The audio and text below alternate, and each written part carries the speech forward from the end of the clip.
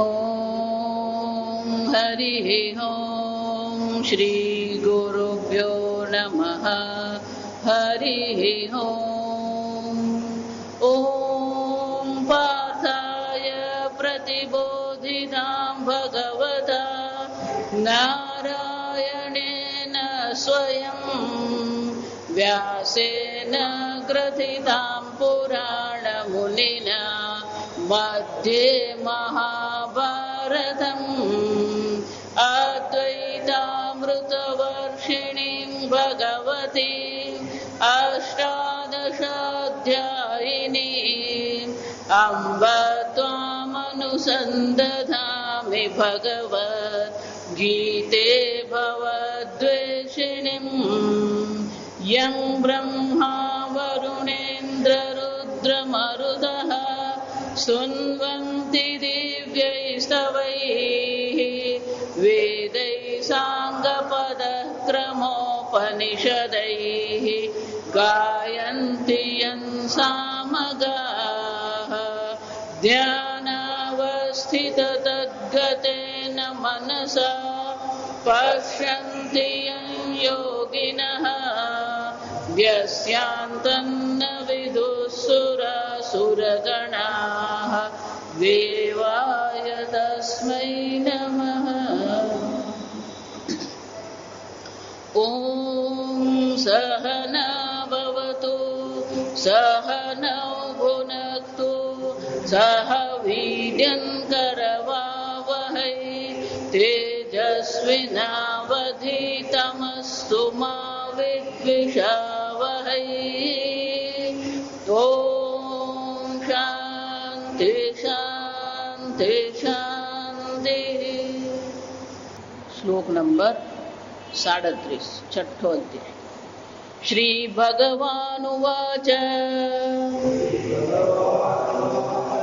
अर्जुन उवाच अयति श्रद्धयोपेतः योगाच्चलितमानसः अप्राप्य योगसंसिद्धिम् कां गतिं कृष्ण गच्छति. कच्चिन्नो भयविभ्रष्टः छिन्नाभ्रमिव नश्यति. अप्रतिष्ठो महाबाहो विमूढो ब्रह्मणः पथि.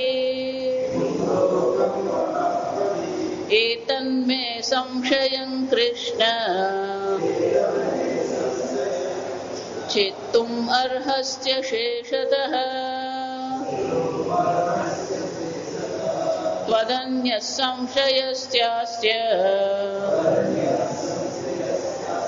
चेत्ता न ह्युपपद्यते.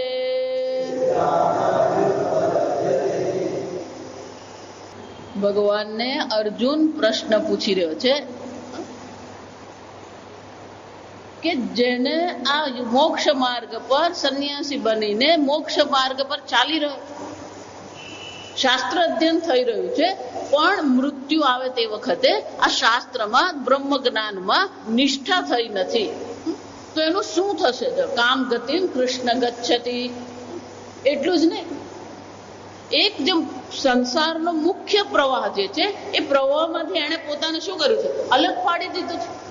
જેમ પેલું વિશાળ વાદળું હોય અને વિશાળ વાદળ જે છે એમાંથી એક નાનું વાદળ અલગ પડી જાય.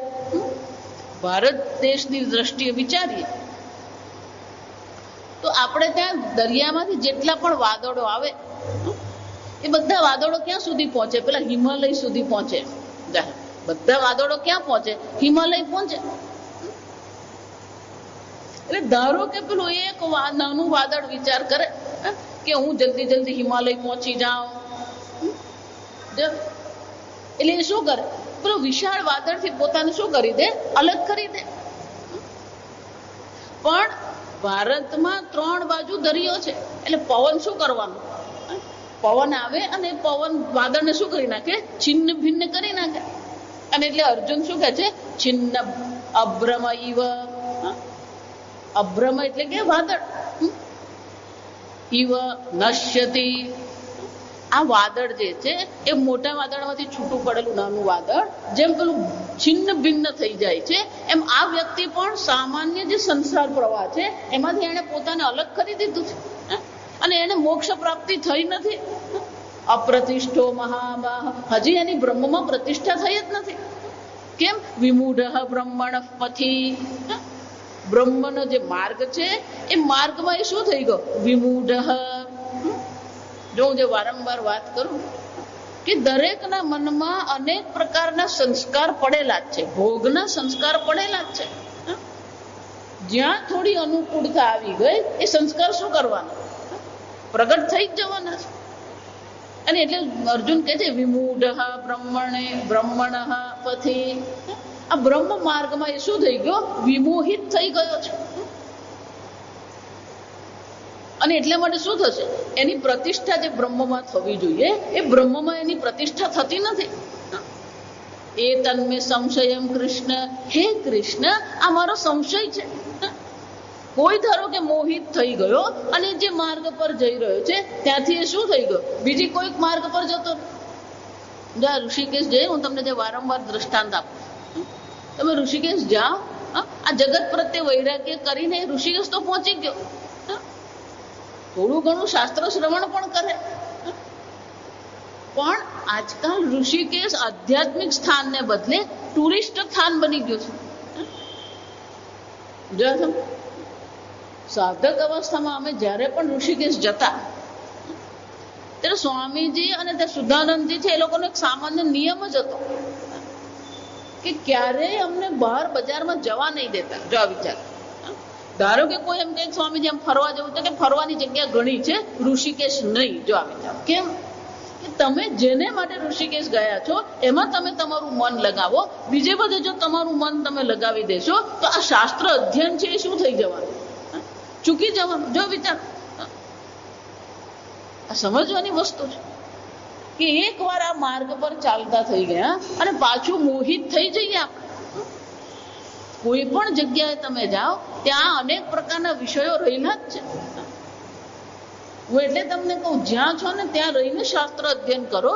તમે એમ માનતા હોય કે બીજા સ્થાન પર જાઉં, ત્યાં આશ્રમમાં રહું, ત્યાં હું આમ કરું. એટલે સ્વામીજી બહુ સરસ કહે કે બહાર તો ભોગના અનેક વિષયો છે જ, આપણી અંદર પણ ભોગના સંસ્કાર પડેલા જ છે. આપણે આગળ આ બધું જોઈ ગયા કે ધ્યાન કરવા બેસીએ ત્યારે પણ બહારથી જેટલું વિઘ્ન આવે છે એના કરતા વિઘ્ન ક્યાંથી આવે છે? વધારે આપણી અંદર આવે.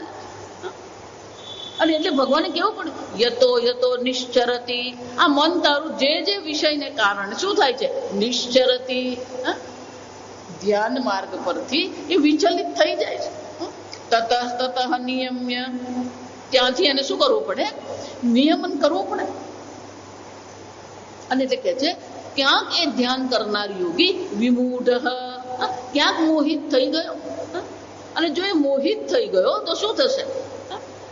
બ્રહ્મની પ્રતિષ્ઠા, અને જે બ્રહ્મના માર્ગમાં જે એની પ્રતિષ્ઠા થવી જોઈએ એ પ્રતિષ્ઠા એની થતી નથી.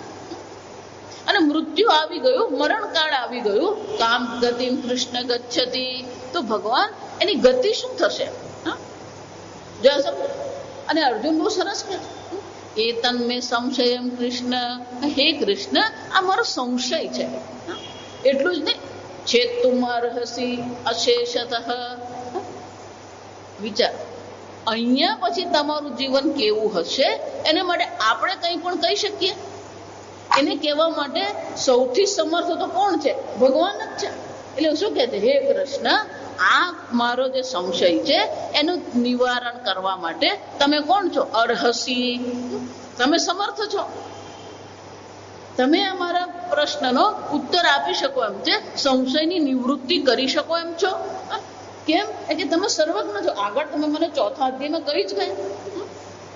જ્યારે અર્જુનને ભગવાને એવું કીધું કે આ યોગ કોને મેં કહ્યો તો? વિવસ્વાન. ત્યારે અર્જુને પ્રશ્ન શું કર્યો? અપરમ જન્મ. ભગવાન, તમારો તો જન્મ અત્યારે થયો. પરમ જન્મ વિવસ્વત. આ વિવસ્વાન સૂર્યનો તો સૃષ્ટિના પ્રારંભમાં જન્મ થયો હતો, તમારો જન્મ તો અત્યારે થયો. તો હું કેવી રીતે માનું કે તમે આ ઉપદેશ વિવસ્વાનને કર્યો હતો? ત્યારે ભગવાન ઉત્તર શું આપ્યો? બહુને મેં વ્યતીતાની જન્માની તવ ચાર્જુન. અર્જુન, તારા અને મારા શું છે? અનેક જન્મ થઈ ગયા છે. મેં અનેક વાર અનેક અવતાર ધારણ કર્યા છે. તારા પણ જીવ તરીકે અનેક જન્મ થયા છે. તાનહમ વેત્થ સર્વાણી. હું આ બધા જન્મોને શું કરું છું? જાણનારો છું. 7મા અધ્યાયમાં આવશે, ભગવાન કહે છે ઈશ્વર કોને કહેવાય? જે ભૂતકાળ, વર્તમાન અને ભવિષ્ય કાળને જે જાણનાર છે, ત્રિકાળ જ્ઞાની ભગવાન છે. અને એટલે અર્જુન પ્રશ્ન કરે છે કે તમે તો સર્વજ્ઞ ભગવાન છો, તમે જ મને આગળ કહ્યું છે કે હું આ સર્વને જાણું છું. ન ત્વમ વેત્થ પરંતપ. પણ હે પરંતપ, તું આ જાણતો નથી. અને એટલે ભગવાન, તમે જે 4થા અધ્યાયમાં મને કહ્યું એને આધારે હું તમને કહું છું કે હવે પછી આ જીવની શું ગતિ થશે, એને માટે જો કોઈ સમર્થ હોય તો તમે જ છો. તમારા સિવાય અન્ય કોઈ એને માટે સમર્થ નથી. તદ અન્ય સંશયસ્ય છેતુમ નહિ ઉપપદ્યતે. હે ભગવાન, તમારાથી અન્ય કોઈ આ મારા સંશયની નિવૃત્તિ કરનાર છે જ નહીં. જો આ સમજ, છેતુમ નાશયિતા, આ સંશયનો નાશ કરનાર કોણ છે? ભગવાન તમે છો. એક ભગવાન જ છે જે આપણે આવા પ્રકારના સંશયનું શું કરી શકે? નિવૃત્તિ કરી શકે. જય. પણ એક વસ્તુ યાદ રાખવાની છે, અહીંયા જે ચર્ચા છે કઈ છે? બ્રહ્મણ પથી. આ બ્રહ્મ જ્ઞાનનો માર્ગ છે. એટલે અહીંયા જે ભગવાન ઉત્તર આપી રહ્યા છે કોને માટે છે? જેણે પોતાનો વિવેક જાગૃત કરીને નિર્ણય કરી લીધો છે કે આ જગત મને સુખી કરી શકે એમ નથી, બ્રહ્મ જ્ઞાન સિવાય બીજો કોઈ ઉપાય છે જ નહીં. બધાને માટે આ ભગવાન ઉપાય નથી બતાવતા, સમજજો. જેણે આ પોતાના નિર્ણયમાં નિષ્ઠા મેળવી છે, મારે બ્રહ્મ જ્ઞાન પ્રાપ્ત કરવું છે, આ મોક્ષ માર્ગ પર જે ચાલી રહ્યો, એનો અર્થ શું થાય? મોક્ષ માર્ગથી અન્ય જે ધર્મ અર્થ કામ છે એમાં એને કોઈ પ્રકારની રુચિ નથી. જો એમાં રુચિ હજી રહેલી છે તો પછી એનો ભગવાનનો જવાબ એને માટે આ કામ નહીં આવે. પણ આપણે એમ માનતા ના, હું તો ધર્મ અર્થ કામ પણ કરું અને મોક્ષ કરું, તો પછી એની ગતિ કેવી હોવાની? અલગ પ્રકારની હોવાની. પણ જેને નિર્ણય કરી દીધો મારે મોક્ષ પ્રાપ્ત કરવો છે, મોક્ષ માર્ગ સિવાય અન્ય કોઈ એના જીવનમાં કોઈ પ્રકારની, ગઈકાલે કીધું એમ, પ્રાયોરિટી અગ્રિમતા એના જીવનમાં નથી. એનો અર્થ શું થાય? એનો પોતાનો નિર્ણય તો છે જ કે મારે મોક્ષ પ્રાપ્ત કરવો છે, પણ કોઈ કારણસર એનું મન શું થઈ ગયું? વિચલિત થઈ ગયું, વિક્ષિપ્ત થઈ ગયું. અને જો વિક્ષિપ્ત થઈ ગયું છે તો પછી ભગવાન એને શું થશે? ઉભય ભ્રષ્ટ. ગઈકાલે જોયું એમ, યોગ માર્ગ અને કર્મ માર્ગ બંનેથી શું થઈ ગયો? ભ્રષ્ટ થઈ ગયો. એને કોઈ પુણ્ય ઉત્પન્ન કર્યું નથી, જે પુણ્યને કારણે એને સ્વર્ગ મળી શકે, ઉર્ધ્વ લોકની પ્રાપ્તિ થઈ શકે. તો ભગવાન એની ગતિ શું થવાની? અને એટલા માટે અર્જુન ભગવાનને આ પ્રશ્ન પૂછે છે, પણ કે આવું કેમ થાય? આ સમજ આગળ આપણે જોઈ કે આવું એટલા માટે થાય છે કે આપણામાં એક પ્રકારની અધીરાય આવી જાય. મોક્ષ માર્ગ પર ચાલતા હોઈએ ત્યારે એક પ્રકારની અધીરાય આપણામાં આવી જાય. આ બ્રહ્મ જ્ઞાન ક્યારે મને થશે? ચિરમ કદાહમ વિશ્રાંતિમ ઈષ્યામિ તમનને. ક્યારે મને આ વિશ્રાંતિની, આ મોક્ષની પ્રાપ્તિ થશે? અને આ મોક્ષ કેવો છે? ચિરમ, કાયમને માટે છે. ચિરમ કદાહમ વિશ્યામિ ત્યક્તમનને પદે પરમ પાવને મેરુ શૃંગ એવ અંબુદઃ. જેવી રીતે પેલું વાદળ હિમાલય જઈ અને કેવું થાય છે? ત્યાં શાંત થઈ જાય છે, એની ગતિ પછી ત્યાં છે નહીં. એમ હું પણ શું કરું? ક્યારે જલ્દીથી આ મોક્ષની પ્રાપ્તિ હું કરી લઉં, આ બ્રહ્મ જ્ઞાનની પ્રાપ્તિ કરું. જો એટલે જ હું કહું વારંવાર કે આપણે એમ માનતા હોય કે બ્રહ્મ જ્ઞાનમાં કોઈ શોર્ટકટ છે. કોઈ શોર્ટકટ નહીં. એક બીજું બ્રહ્મ જ્ઞાનમાં નિશ્ચય તમારો છે, હું પૂર્ણ બ્રહ્મ છું. થોડા વર્ષ શાસ્ત્ર અધ્યયન કરીએ પછી આપણી દ્રષ્ટિ બદલાવી જોઈએ, આપણું વર્તન બદલાવવું જોઈએ. આગળ મેં કીધું પેલું એલએનટી નું આપણું દ્રષ્ટાંત યાદ રાખવાનું. સામાન્ય ઘરનો છોકરો હોય, જેમ તેમ કરીને માતા પિતા એને એન્જિનિયર બનાવ્યો હોય, પણ હોશિયાર હોય એટલે એલએનટી માં નોકરી મળી ગઈ અને એલએનટી ને નેશનલ હાઈવે બનાવવાનો કોન્ટ્રાક્ટ મળી ગયો અને 5-6 મહિના એને જે કામ કર્યું એ જોઈને પેલા સાહેબને થઈ ગયું આ તો બહુ હોશિયાર છોકરો છે, એટલે એને શું લગાવી દીધો, એને પેલો નેશનલ હાઈવે માં મેઇન એન્જિનિયર બનાવી દીધો. પછી ઘરે ગયો પછી એને પેલો કોટેશન મંગાવ્યા, મોટા મોટા મશીનરીની જરૂર પડે એટલે પેલો ફોન પર ધારો કે વાત કરે કે તમારા મશીનની કિંમત કેટલી છે, તો કે 1 કરોડ જાય, પણ એ અમારે 5 મશીન જોઈએ છે 1 કરોડ ના. જયારે મમ્મી આવું સાંભળે તેના મનમાં શું આવે, ભાઈ ઘરમાં 1 લાખ નથી, તું આ કરોડની વાત ક્યાં કરે. એટલે પેલો કરોડના 1 મશીન કરોડનું એમાં 5 મશીનનો સોદો શું કરતો હોય, ડીલ કરેલી કહેવાય ને અંગ્રેજી. એ સોદો કરતો હોય ફોન પર, એની મમ્મી સાંભળે છે, મમ્મી શું લાગે, અલે ભાઈ કઈ બાટલો લીધો નથી ને, જાઓ. એની વાત પછી કયા લેવલની હશે, પેલી કરોડની જ ચાલતી હોય. પછી 5 રૂપિયા 10 રૂપિયા 100 રૂપિયાની ચર્ચા ત્યાં નહીં હોય. અરે ફોન મૂકી દે એટલે તરત એની મમ્મી શું કે ભાઈ તું કોની સાથે વાત કરતો હતો, આ કોણ છે, આ કરોડની વાત કોની સાથે તે કરી. મમ્મી મેં નથી વાત કરી, તો આ મારો મશીનરી મંગાવ, પણ તું કમ મશીનરી મંગાવવા, મમ્મી હું નથી મંગાવતો, આ કંપની વાળા માટે કામ કરું છું. જો ભાઈ એવી કંપનીમાં આપણે કામ નથી કરવું, કઈ થયું ગયું તો આ બધું ફસાઈ જાય, આવી જાય. એ બેનની વિચારસરણી કયા સ્તર પરથી હોવાની, એટલે દિવસના 500 જેની પાસે નહીં હોય એને પછી પૂરો છોકરો કરોડની વાત કરતો હોય તેને ડર લાગે. એમ આપણી વિચારસરણી ભલે પેલી સંસારની વિચારસરણી છે, હું કરતા છું, હું ભોગતા છું, મેં આટલું કર્યું, મને આટલું મળવું જ જોઈએ. આમ પેલું કર્તૃત્વ ભોક્તૃત્વની દ્રષ્ટિએ આપણે વિચાર કરતા હોઈએ. પણ એક વાર આ શાસ્ત્ર શ્રવણ કર્યું પછી આપણો વિચાર પણ કઈ દ્રષ્ટિએ થવો જોઈએ, 2 દ્રષ્ટિએ જ શક્ય છે. એક તો હું ઈશ્વરનો ભક્ત છું, અથવા તો હું બ્રહ્મ છું.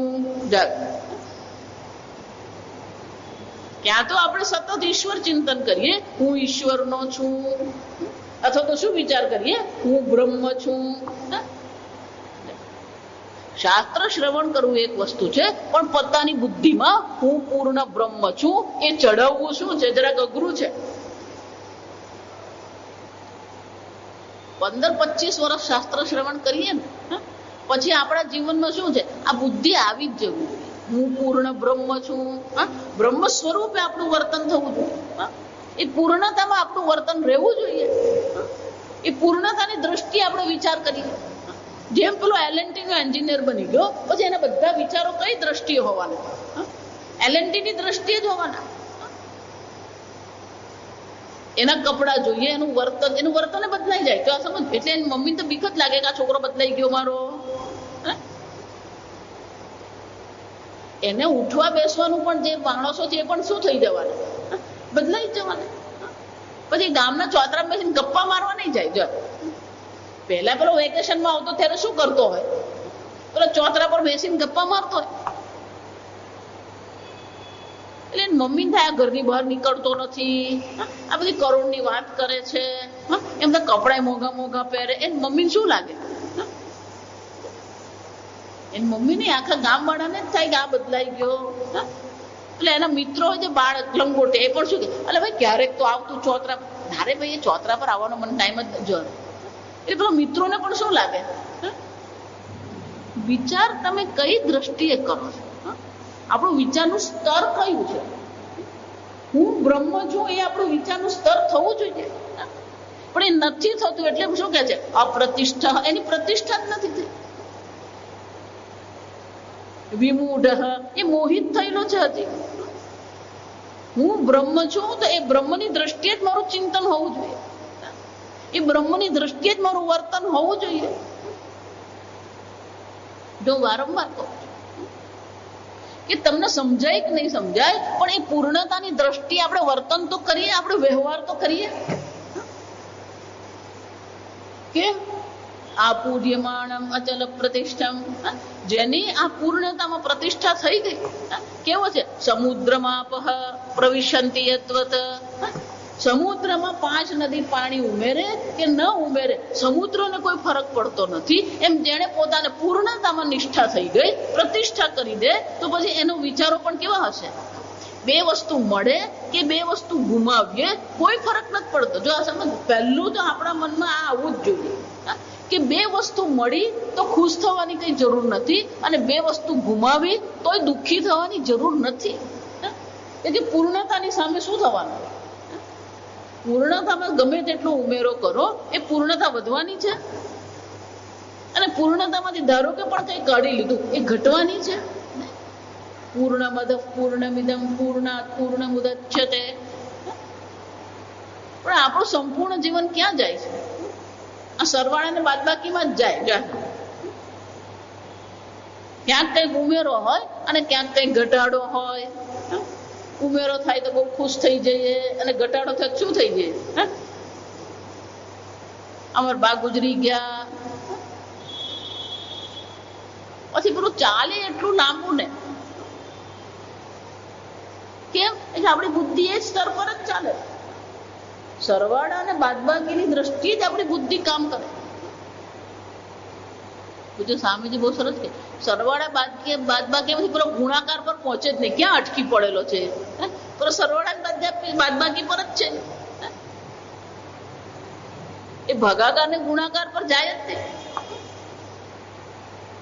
પણ જ્યાં પૂર્ણતાની ચર્ચા કરીએ એ સરવાળો પણ નથી, ભાગાકાર પણ નથી, ગુણાકાર પણ નથી. પણ એ પ્રતિષ્ઠા એની નથી થતી. જો અર્જુન શું કહી રહ્યો છે? અયતિહિ, એનો પ્રયત્ન ઓછો પડી રહ્યો છે. અયતિહિ આપણે જોયું ગઈકાલે, અલ્પાર્થે. એ પ્રયત્ન એનો શું છે? ઓછો પડી રહ્યો. એ પૂર્ણતાના રૂપે ચિંતન કરી શકતો નથી. ક્યાંક એની બુદ્ધિમાં, જો એટલા માટે સંપૂર્ણ 6થો અધ્યાય આપણને એક વસ્તુ સ્પષ્ટ કરી આપે છે, બહાર કોઈ વિઘ્ન નથી. આ સમજ ઉદ્ધરેદાત્મના આત્માનમ નાત્માનમ અવસાદયેત, આત્મૈવ હ્યાત્મનો બંધુ આત્મૈવ રિપુરાત્મનઃ. તમે જ તમારા શત્રુ છો, તમે જ તમારા મિત્ર છો. આપણને એમ લાગે કે આ બધું બહારની પરિસ્થિતિ અનુકૂળ ને પ્રતિકૂળ છે. બહાર અનુકૂળતા પ્રતિકૂળતા નથી. બહાર આપણા જીવનમાં ભગવાને પ્રારબ્ધ પ્રમાણે આપણને પરિસ્થિતિ આપી છે. એમાં શું કરવું ને એ આપણા હાથમાં છે. અને જે એમ કે મને સમય નથી, બધાની પાસે સમય છે આ વિચાર. પણ જ્યારે સમય મળે ત્યારે આપણું મન શું કરતું હોય? ચાલો IPL જોઈએ. 9મી થી શું શરૂ થવાનું? IPL. મહારાજશ્રી અમને બહુ સરસ કહેતા કે આ બહારના જગતમાં એ સામર્થ્ય છે જે તમારા મનને વ્યસ્ત રાખી શકે. હજી પેલું T20 વર્લ્ડ ચેમ્પિયન તો પૂરું થયું નથી, પાછું શું શરૂ થવાનું? IPL શરૂ થવાનું. એટલે બહારના જગતમાં આપણને વ્યસ્ત રાખવા માટે ઘણી બધી વસ્તુઓ છે. પણ આ બધી વસ્તુઓથી આપણા મનને આપણે શું કરવું પડે? હટાવવું પડે.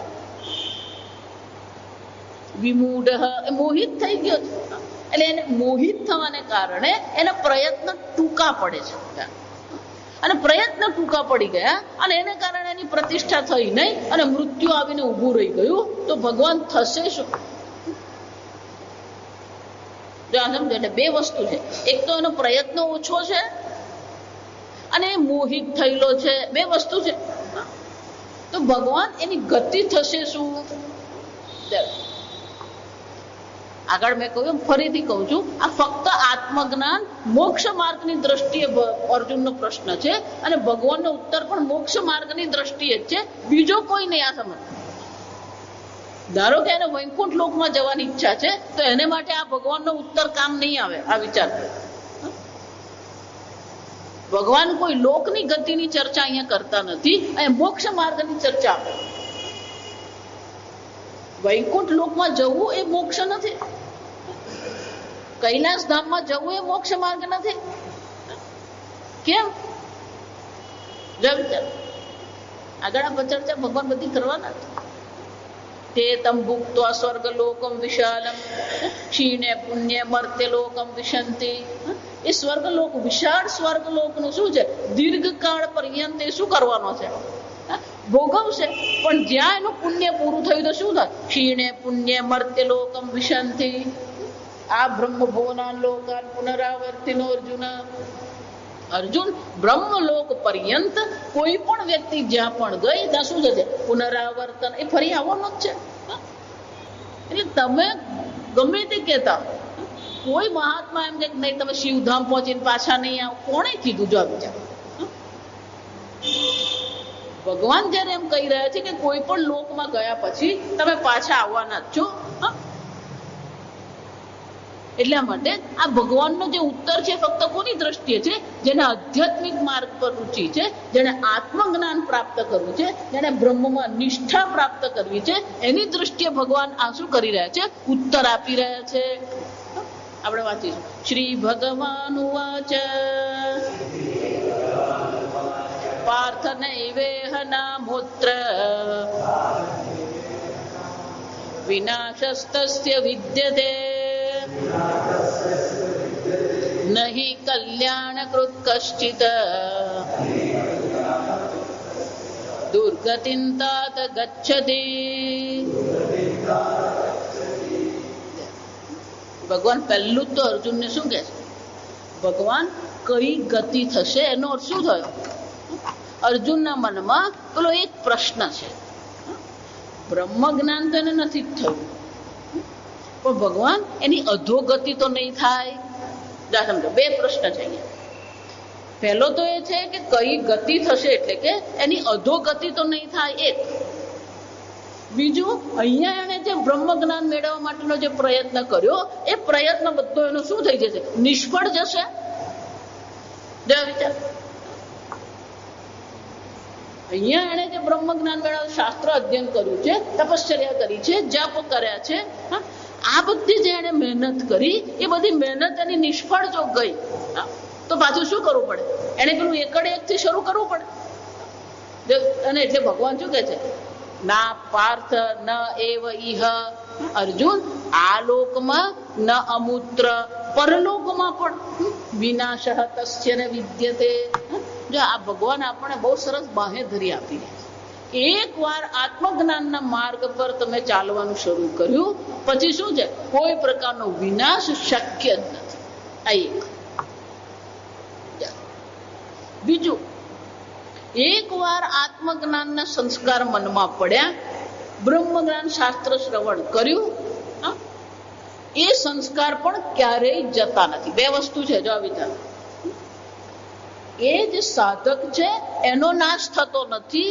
બીજું, એણે જે શાસ્ત્ર શ્રવણ કર્યું છે એની બુદ્ધિમાં જે શાસ્ત્ર શ્રવણના સંસ્કાર પડેલા છે, એની બુદ્ધિમાં જે વૈરાગ્યના સંસ્કાર પડ્યા છે, એ સંસ્કારના પણ નાશ શક્ય નથી. આમ બે પ્રકારથી આવી છે.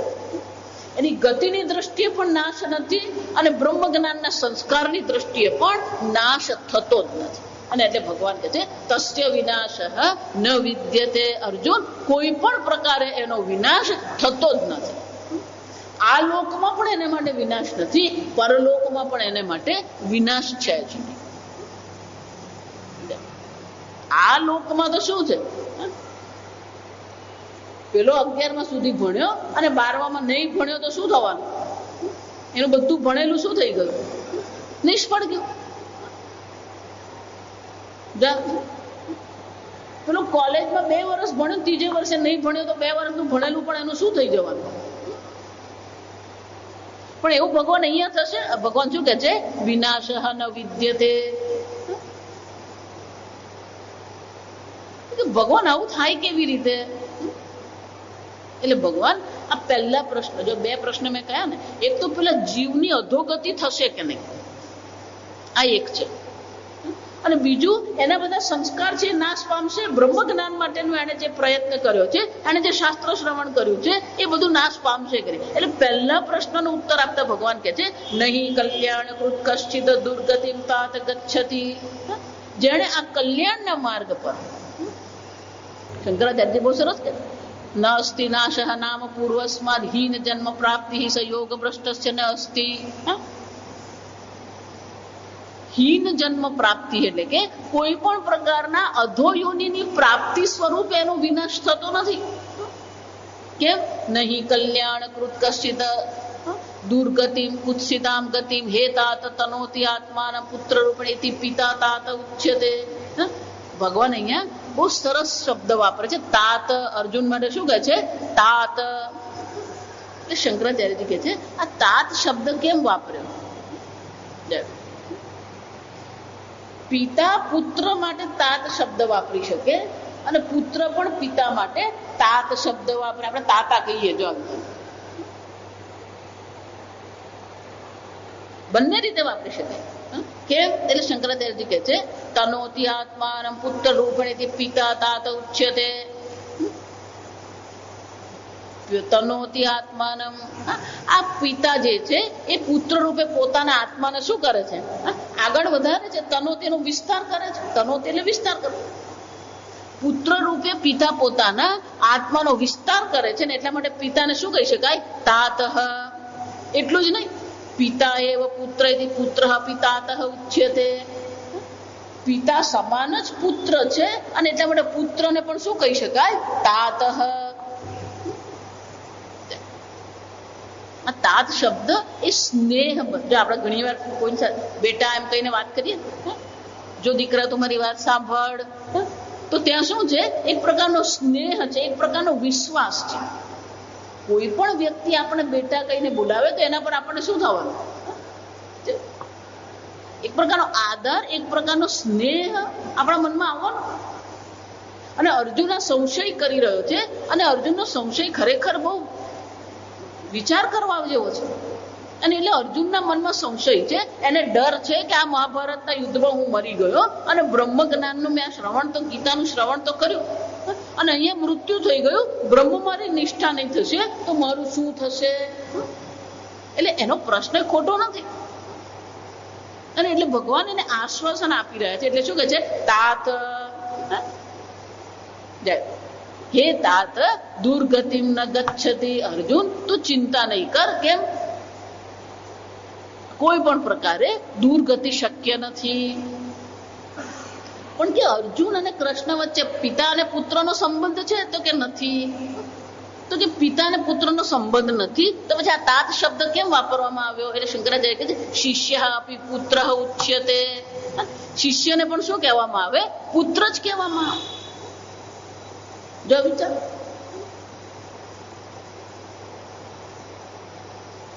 આપણે ત્રણ પ્રકારના પિતા હોઈ શકે.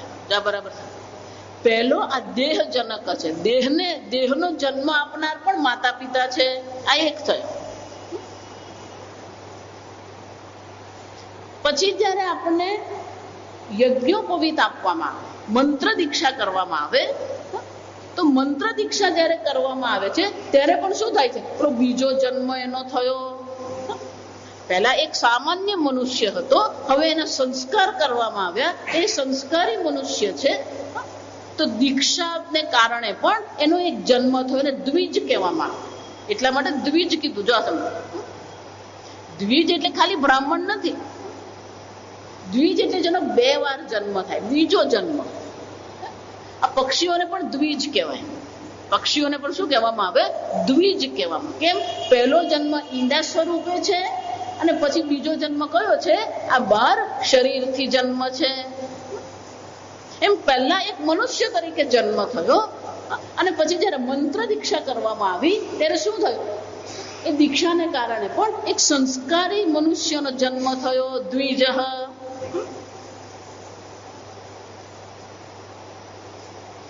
ત્રીજો છે જેને ગુરુ શિષ્યના સંબંધમાં જે છે. ગુરુ પણ પિતા સમાન છે. કેમ? જેમ પેલો દેહના જનક જે છે એને પિતા કહેવામાં આવે, એમ વિદ્યાના જનક કોણ છે? વિદ્યાને જન્મ આપનાર કોણ છે? ગુરુજી છે. તો વિદ્યાજનક પણ છે, દેહજનક જેમ છે એમ વિદ્યાનો જન્મ આપનાર પણ કોણ છે? ગુરુજી છે. જો વિચાર, જ્ઞાની બનાવનાર કોણ છે? ગુરુજી છે. તો ગુરુજી પણ કોણ થઈ ગયા? પિતા સમાન છે. અને ગુરુજી જો પિતા સમાન છે, જન્મ આપનાર છે. સ્વામીજી બહુ સરસ અમને કહેતા કે ગુરુજી આપણો એક નવો જન્મ આપે છે. કેમ? આપણી વિચારસરણી જ બદલાઈ ગઈ, એક નવું વ્યક્તિત્વ આપણું બની ગયું, એક પરિપક્વ વ્યક્તિત્વ બન્યું. એ બ્રહ્મ જ્ઞાનમાં આપણી નિષ્ઠા થઈ ગઈ. આ વિદ્યાના જનક કોણ છે?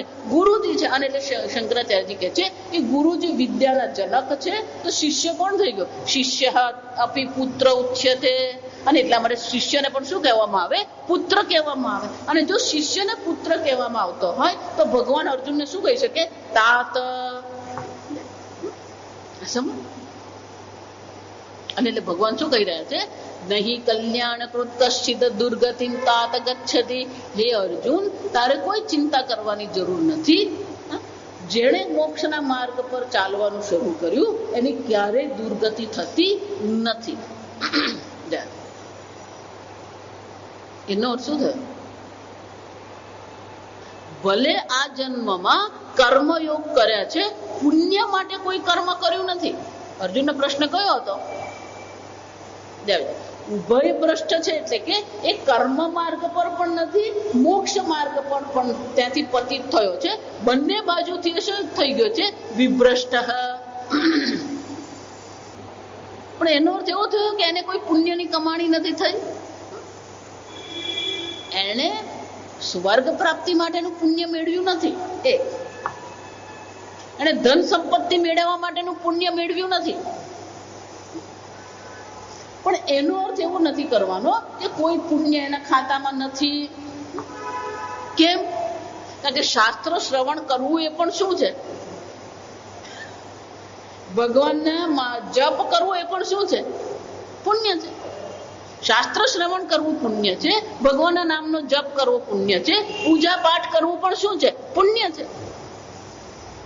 સમજો, જો એ પુણ્ય છે તો એ પુણ્યનું પણ કંઈક તો ફળ હશે કે નહીં? ભલે જો એટલે કહો ને, બે પ્રકારના પુણ્ય હોય. પુણ્ય બે પ્રકારના, એક લૌકિક પુણ્ય અને બીજું આધ્યાત્મિક પુણ્ય. ધર્મ અર્થ કામ માટે એને કર્મ નથી કર્યા એટલે લૌકિક પુણ્ય નથી એનું. પણ એને શાસ્ત્ર શ્રવણ કર્યું છે, જપ કર્યા છે, તપશ્ચર્યા કરી છે, પૂજા પાઠ કર્યા છે, તો આ પુણ્ય તો એને મળવાનું. એ પુણ્ય કયું છે? એ આધ્યાત્મિક પુણ્ય તો છે કે નહીં એની પાસે? અને જો આધ્યાત્મિક પુણ્ય જો છે એની પાસે, તો એ આધ્યાત્મિક પુણ્ય શું કરશે? દુર્ગતિમ તાત ન ગચ્છતિ. અને એટલે ભગવાન કહે છે અર્જુન, એની પાસે એટલું બધું આધ્યાત્મિક પુણ્ય છે કે આધ્યાત્મિક પુણ્ય એની ક્યારેય દુર્ગતિ નહીં થવા દે. એની દુર્ગતિ તો ક્યારેય થવાની જ નથી હોતી, કારણ કે એની પાસે આધ્યાત્મિક પુણ્યનું ભાથું પડેલું છે. બીજું, લૌકિક પુણ્ય કરતા વધારે શક્તિશાળી પુણ્ય કયું છે? આ આધ્યાત્મિક પુણ્ય છે. લૌકિક પુણ્ય કરતા પણ વધારે શક્તિશાળી પુણ્ય કયું છે? આ આધ્યાત્મિક પુણ્ય છે. જો એટલે આપણા પૂર્વજો બોલતા, ધારો કે કોઈ બહુ ભક્તિ કરતો હોય, પૂજા પાઠ કરતો હોય, મંદિરે જતો હોય કોઈ બાળક, તો શું કે પૂર્વ જન્મનું પુણ્યનું ભાથું લઈને આવ્યો. જો આ શબ્દ છે, પેલા ગામડામાં આ શબ્દ બહુ સામાન્ય હતો. એ કઈ પુણ્યનું ભાથું લઈને આવ્યો. ભાથું એટલે શું છે? આપણે પ્રવાસમાં જે ભોજન લઈ જાય એને ભાથું કહેવાય. તો એને પણ આ જન્મના પ્રવાસમાં શું છે? જન્મ મરણના પ્રવાસમાં એ કયું ભાથું લઈને આવ્યો? આ પુણ્યનું ભાથું લઈને આવ્યો. આમ અર્જુન, ભલે લૌકિક દ્રષ્ટિએ તને એમ લાગે છે કે એનું કોઈ પુણ્ય નથી, પણ આધ્યાત્મિક દ્રષ્ટિએ તો શું છે? એનું પુણ્ય અવશ્ય છે અર્જુન. અને એટલા માટે અર્જુન, તારે કોઈ ચિંતા કરવાની જરૂર નથી. એનું આધ્યાત્મિક પુણ્યનું જે ભાથું છે એ ક્યારેય પણ એને શું છે? દુર્ગતિ તરફ લઈ જાય એમ છે જ નહીં. માં આનંદમય બહુ સરસ કહેતા એના માટે કે ધારો કે તમે ગેરેજમાં સામાન મૂકો તો શું થાય? પહેલા પહેલું મૂક્યું, પછી બીજું મૂક્યું, ત્રીજું મૂક્યું, ચોથું મૂક્યું, પછી ગેરેજ બંધ કરી દીધું. તમે ગેરેજ ખોલો ત્યારે છેલ્લું મૂકેલું પહેલા આવે કે પહેલું મૂકેલું પહેલા આવે? ગેરેજ ખોલીએ ત્યારે પહેલું કયું હાથમાં આવવાનું? જે છેલ્લું મૂકેલું હોય. એમ આપણા અનેક સંચિત કર્મ છે. જો આ વિચારવા, આપણા અનેક સંચિત કર્મ છે જ, અને સંચિત કર્મમાં બધા પ્રકારની ગતિના પુણ્ય અને પાપ પડેલા જ છે. તો જેમ પેલું ગેરેજમાં બધું ભરેલું હોય એમ આપણે પણ શું કરેલું છે? આપણું પાપ પુણ્યનું ભાથું આપણે ભરેલું જ છે. પણ છેલ્લું ભાથું કયું મુકાઈ ગયું? પેલું આધ્યાત્મિક ભાથું. એટલે જયારે ફરી જન્મ થવાનો આવે ત્યારે કયું વધારે કામ આવી જવાનું? પેલું આધ્યાત્મિક ભાથું કામ આવવાનું. બાકીના બધા કર્મ છે. જો આ વિચારજો, આ ભગવાન બહુ સરસ કહી રહ્યા છે. દુર્ગતિમ તાત ન ગચ્છતિ. એનો શું થાય? બાકીના સંચિત કર્મમાં જે કઈ પાપ પુણ્ય છે એ બધા પાપ પુણ્ય પાછળ ધકેલાઈ જવાના, અને કયું પુણ્ય કામ આવી જવાનું? આ આધ્યાત્મિક પુણ્ય એને કામ આવવાનું. અને આધ્યાત્મિક પુણ્ય શું કરશે? પહેલું તો એ કરશે, એની દુર્ગતિ નહીં થવા દે, એની અધોગતિ નહીં થવા દે. જો એટલે વારંવાર તમને કે ભગવાન જે ચોથા અધ્યાયમાં શ્રદ્ધાવાન લભતે જ્ઞાનમ જે છે ને, એ શ્રદ્ધા જુદા પ્રકારની શ્રદ્ધા, આધ્યાત્મિક શ્રદ્ધા છે. અહીંયા પણ જયારે ભગવાન એમ કે છે દુર્ગતિ તાત ન ગચ્છતિ, તો ત્યાં શ્રદ્ધા છે. ક્યારેય પણ આધ્યાત્મિક માર્ગ પર ચાલનારની દુર્ગતિ થતી જ નથી. ત્રીજું બરાબર સમજ કે આધ્યાત્મિક માર્ગ પર એકવાર આપણે ચાલવા માંડ્યું પછી કોઈ પણ પ્રકારનો બીજો માર્ગ એના જીવનમાં આવે એવી કોઈ શક્યતા નથી. આ કોના જેવું ખબર? તમે બદ્રીનાથ જાઓ ને, જે જઈ આવે ને એ લોકોને ખબર હોય. તો બદ્રીનાથ જાઓ ને, જોશી મઠ તમે પહોંચો, જ્યાં તમે એક વાર તમે જોશી મઠ પહોંચી ગયા, જોશી મઠ તમે પહોંચ્યા અને બદ્રીનાથ જવાનું તમે શરૂ કર્યું, પછી બીજો કોઈ માર્ગ જ નથી. તમે આંખ મીચીને તમે એ રસ્તા પર ચાલ્યા કરો, તમે પહોંચવાના ક્યાં? બદ્રીનાથ જ પહોંચો, બીજો કોઈ રસ્તો જ નથી. અને ત્યાં પર્વત એટલો બધો માટીવાળો છે, અત્યારે પણ એ જ હાલત છે કે 2 કલાક સુધી રસ્તો જોશીમઠ થી બદ્રીનાથ નો ખુલ્લો રહે. એટલે 2 કલાક સુધી બધા વાહન ક્યાંથી જાય? પેલા જોશીમઠ થી બદ્રીનાથ જાય. પછી 2 કલાક થાય એટલે અહીંયાથી પેલા વાયરલેસ પરથી પેલો પોલીસ ત્યાં જે ઉભો હોય ને એને કહી દે કે છેલ્લા નંબરની જે ગાડી હોય એ ગાડીનો રંગ અને ગાડીનો નંબર એને કહેવામાં આવે. એટલે જોશીમઠ થી પેલા પોલીસ ત્યાં શું કહી દે?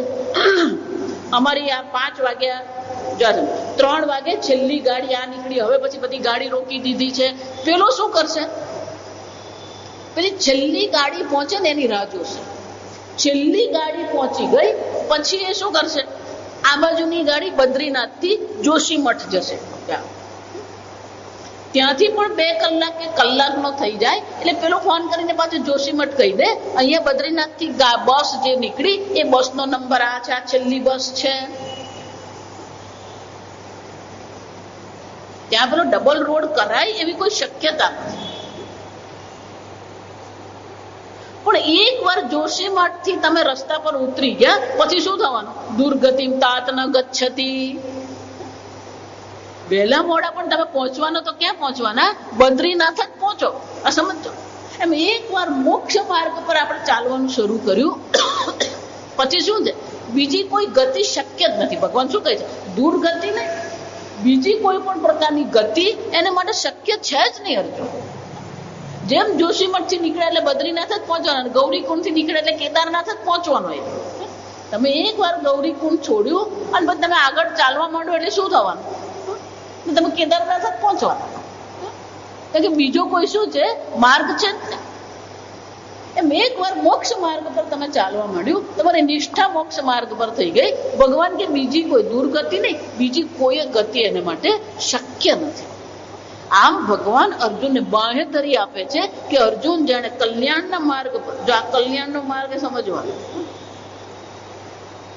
દક્ષિણમાં જઈને તમે જો કલ્યાણ શબ્દ વાપરો ને, તામિલનાડુમાં જઈને તમે કલ્યાણ કહો તો કલ્યાણ એટલે લગ્ન.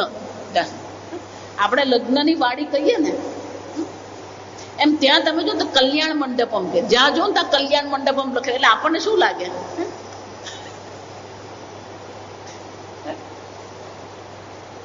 કલ્યાણકૃત અર્જુન, જે પોતાનું કલ્યાણ કરવા, જો શ્રેય જેને કહેવામાં આવે, બે જ અભ્યુદય અને શ્રેય.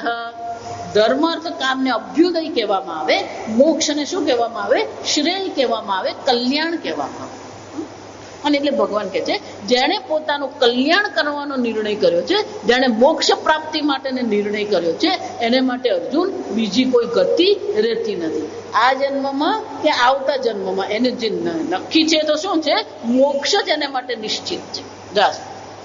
આમ પહેલા પ્રશ્નનો ઉત્તર ભગવાને આપી દીધો કે એની દુર્ગતિ થતી નથી, એને બીજો કોઈ માર્ગ એની પાસે રહ્યો જ નથી. ભગવાન એ તો બરાબર છે કે દુર્ગતિ નહીં થઈ, કામ ગતિ કૃષ્ણ ગચ્છતિ, પણ એનું શું થશે? એણે જે આટલી આ વર્ષોની બ્રહ્મ જ્ઞાન માટેની મહેનત કરી, એ મહેનત એની નિષ્ફળ જશે ભગવાન? જો વિચારો. એટલે ભગવાન હવે પછીના 3 શ્લોકમાં આપણને ઉત્તર આપશે કે કોઈ પણ પ્રકારે એણે જે કંઈ શ્રવણ કર્યું છે એ શ્રવણનો નાશ ક્યારેય થતો નથી. આ વારંવાર હું તમને કહું, બીજું બધું ભૂલાઈ જશે, ભાગવત કથા ભૂલાઈ જશે, પણ ગીતાનું જે શ્રવણ કરેલું છે એ શ્રવણ શું છે? ક્યારેય ભૂલાતું નથી. કારણ કે આ કલ્યાણનો માર્ગ એક જ માર્ગ છે અને એમાં ચાલવા માંડ્યા એના સંસ્કારનો પણ નાશ થતો નથી. આગળ આપણે આવતીકાલ. ઓમ સ્વસ્તિ પ્રજાભ્ય પરિપાલયન્તામ ન્યાયેન માર્ગેણ મહિં મહેશાઃ ગોબ્રાહ્મણેભ્ય શુભમસ્તુ નિત્યં લોકા સમસ્તા સુખિનો ભવન્તુ કાલે વર્ષતુ પર્જન્યઃ પૃથ્વી સસ્યશાલિની દેશોऽયં ક્ષોભરહિતઃ બ્રાહ્મણ ઓમ સર્વેષાં સ્વસ્તિર્ભવતુ સર્વેષાં શાંતિર્ભવતુ સર્વેષાં પૂર્ણં ભવતુ સર્વેષાં મંગલં ભવતુ સર્વે ભવन्तु સુખિનઃ સર્વે સन्तુ નિરામયાઃ સર્વે ભદ્રાણિ પશ્યन्तુ મા કશ્ચિદ દુઃખભાગ ભવેत् અસતો મા સદ્ગમય તમસો મા જ્યોતિર્ગમય મૃત્યોર્મા અમૃતંગમય. ઓમ પૂર્ણમદઃ પૂર્ણમિદં પૂર્ણાત પૂર્ણમુદચ્યતે પૂર્ણસ્ય પૂર્ણમાદાય પૂર્ણમેવાવશિષ્યતે. ઓમ શાંતિ શાંતિ શાંતિ.